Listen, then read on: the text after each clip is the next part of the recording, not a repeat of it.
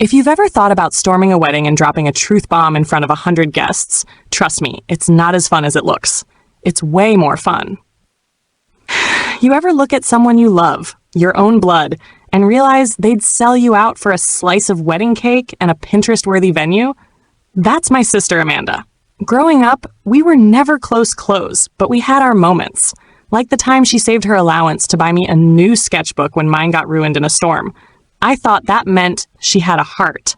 Spoiler, she doesn't. Our parents raised us on a small farm in Indiana. Dad was old school. Woke up at 5 a.m., fed the chickens, believed in hard work, black coffee, and doing what's right. Mom passed when we were teens, and after that, it was just me, Amanda, and Dad. Amanda? She bolted the moment she turned 18. Cheerleader, homecoming queen, and future trophy wife.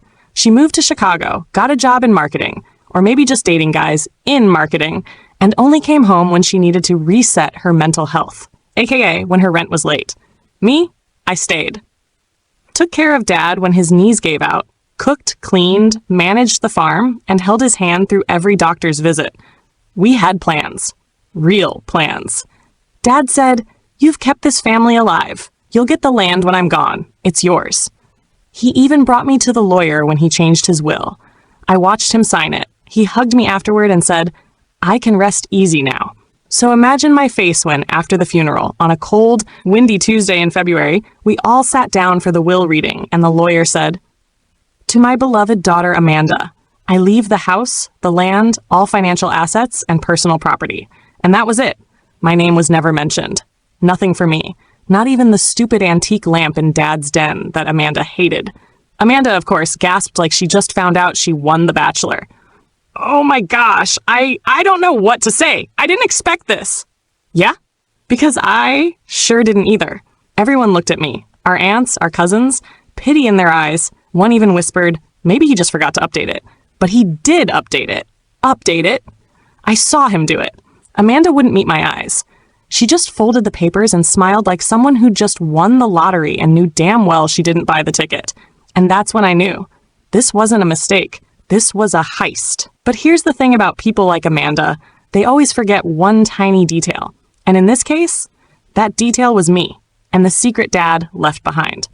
They say blood is thicker than water, but ink on a forged will? That's apparently thicker than both. After that reading, I didn't cry. I didn't scream. I just sat there, quiet, watching Amanda hug distant cousins like she just came back from war instead of robbing me blind. She was already talking about renovating the farmhouse and maybe turning the barn into a wedding venue. Our barn. Dad's barn. Where he used to sit on a rusty stool every morning with a thermos and say, "Let's see what the day brings, kid." What the day brought. A knife in my back. That night, while Amanda popped champagne with her new money, I walked into Dad's old study and just stared at his empty chair. I didn't know what I was looking for. Some kind of sign, maybe. Closure. A reason to not burn the house down. Then I saw it. A photo frame on the bookshelf. Me and Dad at the county fair, holding up a blue ribbon for the best heirloom tomatoes. Yes, that's a thing. The frame was slightly crooked, and when I went to fix it, it wobbled. The shelf wasn't level, which was weird. Dad hated things being out of place, so I tugged it. Click. The panel behind the shelf popped out like it was on a hinge. Inside, a dusty manila envelope, labeled in Dad's handwriting. "In case something happens to me, give this to someone you trust." My heart was beating like I was in a spy movie, hands shaking. I opened the envelope and nearly passed out. It was a copy of a second will. A newer one, dated 3 months after the one Amanda had the lawyer read. And this one? Everything was left to me. The farm, the house, even Dad's old Ford truck. The one Amanda said smelled like depression. There was also a USB drive inside. I plugged it in later at my apartment, and that's when it all unraveled. Dad had saved audio files, voice memos. Amanda asked me last week why I didn't leave her anything. I told her the truth. She never lifted a finger around here.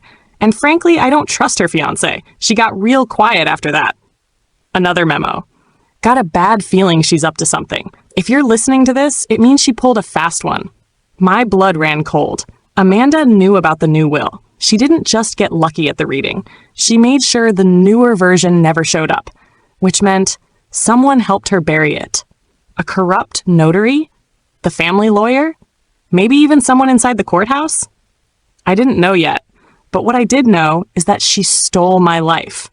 But she made one mistake. She didn't burn everything. And when she sent out those glittery wedding invitations like nothing ever happened, I realized exactly where I'd take it all back, in front of everyone she ever loved. You can fake a smile, you can fake tears, but what you can't fake is a voice memo played over a wedding PA system in front of your guests.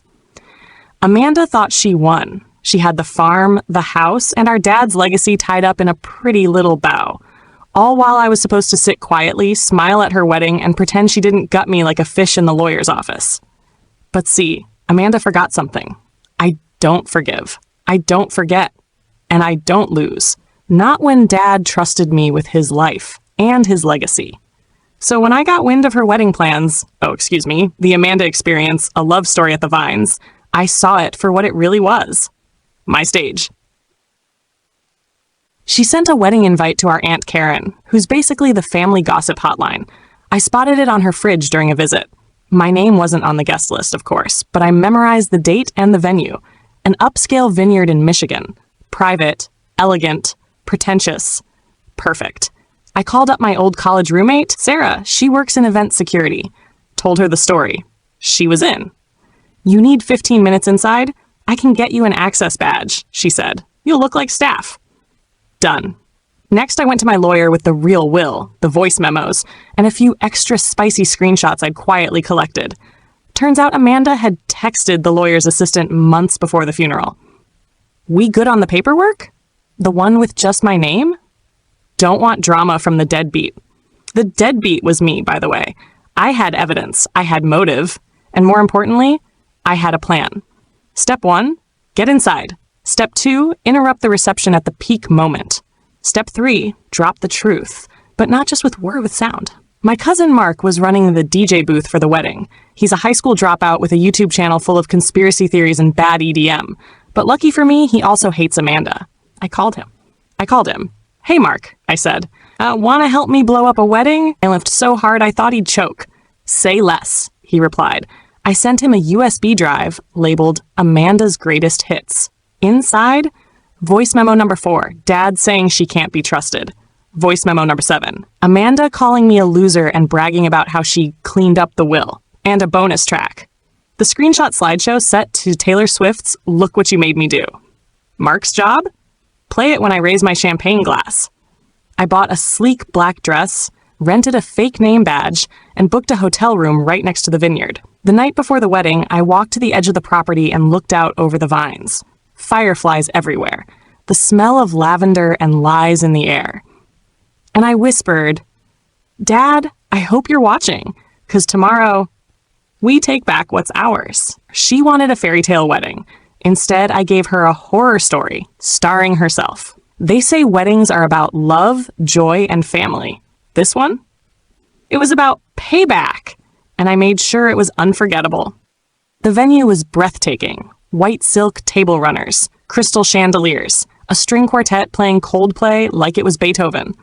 Amanda had spared no expense, on my father's dime, of course. I slipped in wearing a black dress and a staff pass clipped to my hip. Nobody looked twice. I was just another coordinator in heels, walking briskly and looking stressed. Confidence is everything. The ceremony was outside, under a flower-covered arch. Amanda stood there like the star of a Hallmark movie, all lace and highlighter, with a groom who looked like he cried when gas prices went up. I watched from the back, silent, sipping the wine that was technically bought with my inheritance. And then the reception. That's when things got fun. Amanda floated through the room like royalty, hugging people, fake laughing, showing off her ring like it came with Wi-Fi. Everyone was eating it up. And then the DJ, my cousin Mark, undercover hero, grabbed the mic. Okay, folks, it's open mic time. If you've got a toast, now's the moment. I stepped forward, glass in hand, head held high. Amanda's smile froze like she'd just seen a ghost in Gucci. Hi, everyone. I'm Amanda's sister, the one who wasn't on the guest list, but really should have been on the will. Gasps, laughter, whispers. Amanda tried to interrupt. Security, I raised my hand. Relax, Ma, I just came to say thank you. Because without you, Amanda, I'd never know what betrayal tastes like. Spoiler alert, it's bitter like your personality. Dead silent. See, after our father died, Amanda told everyone she was shocked when she inherited everything. Shocked, right? I looked right at her. Except she wasn't. She knew, because she stole it. Cue the drama. I pulled the USB drive from my pocket and handed it to Mark, who gave me a little salute and plugged it in. The speakers crackled, and then Dad's voice. Amanda asked me why I'm not leaving her anything. I told her straight, I don't trust her, never have. Guests froze. One woman gasped so hard she dropped her wine glass. The next track played. Don't worry, I took care of it. She'll never see that version of the will. It's done. The groom? He looked like someone just pulled the fire alarm in his soul. I'm marrying someone who did what? He stammered. Amanda charged toward me, eyes wild. This is slander. I held up the signed, notarized real will and said, nah, this is justice, delivered with great hair and better timing. The groom pulled off his boutonniere and dropped it on the floor like a mic. I can't do this, he said. I'm out. He left, just walked out of his own wedding. Half the guests followed. Someone filmed the whole thing on their phone and yelled, I'm tagging you on TikTok. Amanda? She just stood there, frozen, makeup cracking, life collapsing. And me? I finished my toast. To family, truth, and never letting snakes slither away with what's yours. Cheers. I clinked my glass with a random old lady who whispered, that was badass. Amanda lost everything that day. Her wedding, her lies, her fiancé. But me? I got back more than land. I got my father's legacy, and finally, peace. Some people say revenge is ugly. I disagree. When it's earned, it's art. The next morning, I woke up to 14 missed calls. 3 from Amanda, 1 from her now ex-fiancé, 10 from random relatives who just had their minds blown at what was supposed to be a romantic vineyard wedding and turned into a live-action courtroom drama.